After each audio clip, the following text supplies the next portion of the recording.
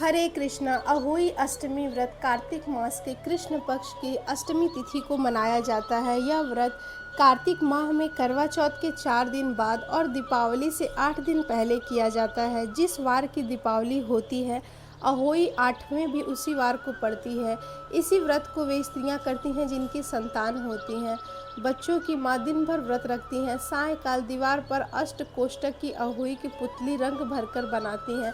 उस पुतली के पास सेई तथा सेई के बच्चों का चित्र भी बनाया जाता है और अहोई अष्टमी का चित्र मंगाकर दीवार पर लगाते हैं और उसका पूजन करते हैं। सूर्यास्त के बाद अर्थात तारे निकलने पर अहोई माता का पूजन होता है। पहले पृथ्वी को पवित्र करके चौक पूर कर एक लोटा जल भरकर एक पटरे पर कलश की भांति रखकर पूजा करें। अहोई माता का पूजन करके माताएं कथाएं सुनती हैं। पूजा के लिए माताएं पहले से एक चांदी की अहोई बनाती हैं जिसे स्याहू कहते हैं। उसमें चांदी के 2 दाने होते हैं। जिस प्रकार गले के हार में पैंडल लगा होता है, उसी तरह चांदी की अहोई डलवाकर डोरे डालकर चांदी के दाने डलवा लें। फिर अहोई की रोली चावल दूध व भात से पूजा करें। इसके बाद चंद्रमा को अर्घ देकर स्वयं भी भोजन करें। दीपावली के बाद किसी शुभ दिन अहोई के गले को उतारकर उसके गुड़ से भोग लगाएं और जल के छींटे देकर मस्तक झुकाकर नमस्कार करें। जिस स्त्री को बेटा हो अथवा बेटे का विवाह हुआ हो, उसे अहोई माता का उज्जमन करना चाहिए। तो आइए अब हम अहोई माता की व्रत की कथा जानते हैं। एक साहूकार था जिसके 7 बेटे थे, 7 बहुएं थी तथा एक बेटी थी। दिवाली से पहले कार्तिक बंधी अष्टमी को सातों बहुएं अपने इकलौती ननद के साथ जंगल में मिट्टी खोद रही थी। वहीं स्याहू अर्थात सेई की माद थी। मिट्टी खोदते समय ननद के हाथ से सेई का बच्चा मर गया। स्याहू माता बोली कि मैं तेरी कोख बांधूंगी। तब ननद अपनी सातों भाभियों से बोली कि तुमसे मेरे बदले कोख कौन बंधवाएगा। तभी सभी बहनों की कोख बंधवाने से इनकार कर दिया, परंतु जो छोटी भाभी थी उसने सोचा कि यदि मैं कोख नहीं बंधवाऊंगी तो सासू जी नाराज होंगी। ऐसा विचार कर ननद के बदले में छोटी भाभी ने अपना कोख बंधवा लिया। इसके बाद जब भी उस छोटी बहू को लड़का होता तो 7 दिन बाद मर जाता। एक दिन उसने पंडित को बुलाकर पूछा कि मेरी संतानें 7वें दिन क्यों मर जाती हैं। तब पंडित ने कहा कि तुम सुरही गाय की पूजा करो। काली गाय स्याहू माता की भायली है, वह तेरी कोख छोड़े तभी तेरा बच्चा जिएगा। इसके बाद से वह बहू प्रातः काल उठकर चुपचाप काली गाय के नीचे सफाई आदि कर जाती थी। गौ माता बोली कि आजकल कौन मेरी सेवा कर आता है, आज मैं जरूर देखूंगी।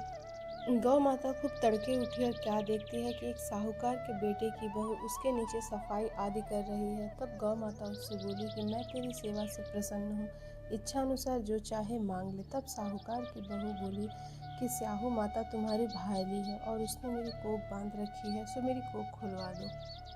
गौ माता ने कहा अच्छा। अब तो गौ माता 7 समुंदर पार अपनी भायली के पास उसको लेकर चली। रास्ते में कड़ी धूप थी, सो वे दोनों एक पेड़ के नीचे गई। थोड़ी देर में एक सांप आया और उसी पेड़ पर गरुड़ पक्षी का बच्चा था और सांप उसको डसने लगा। तब साहूकार की बहू ने सांप मारकर ढाल के नीचे दबा दिया और बच्चों को बचा लिया। थोड़ी देर में गरुड़ पक्षी आई तो वहाँ खून पड़ा देखकर साहूकार की बहू को चोंच मारने लगी। तब साहूकारनी बोली कि मैंने तेरे बच्चे को नहीं मारा, बल्कि सांप तेरे बच्चे को डसने को आया था।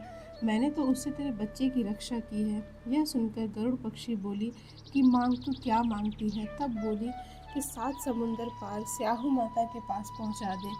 गरुड़ पंखनी ने दोनों को अपनी पीठ पर बैठाकर स्याहू माता के पास पहुंचा दिया। स्याहू माता उन्हें देखकर बोली कि बहन, बहुत दिनों के बाद तुम आई। फिर कहने लगी कि बहन, मेरे सिर पर जू पड़ गई है। तब सुरही के कहने पर साहूकार की बहू ने सलाई से उनके जुएं निकाल दी।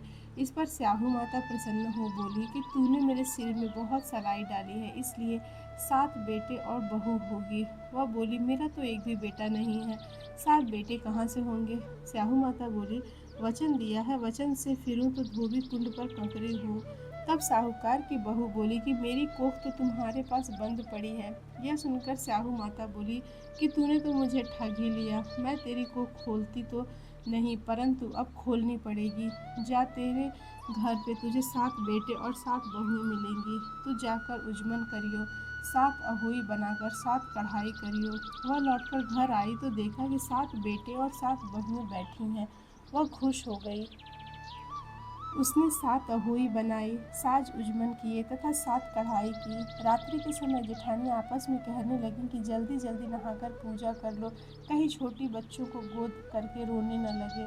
थोड़ी देर में उन्होंने अपने बच्चों से कहा कि अपनी चाची के घर जाकर देख आओ कि वह अभी तक रोई क्यों नहीं। बच्चों ने जाकर देखा तो चाची तो कुछ मान रही है, खूब उजमन हो रहा है। यह सुनते ही जेठानियाँ दौड़ी दौड़ी उसके घर आई और जाकर कहने लगी कि तूने कोख कैसे छुड़ाई। वह बोली, तुमने तो कोख बंधा ही नहीं। मैंने कोख बंधा ली, अब स्याहू माता ने कृपा करके मेरी कोख खोल दी। स्याहू माता ने जिस प्रकार बहू की कोख खोली उसी प्रकार सबकी खोलें। तो ये थी आज की अहोई माता के व्रत की कथा। आज की कथा आपको कैसी लगी हमें कमेंट करके ज़रूर बताएं। हरे कृष्णा।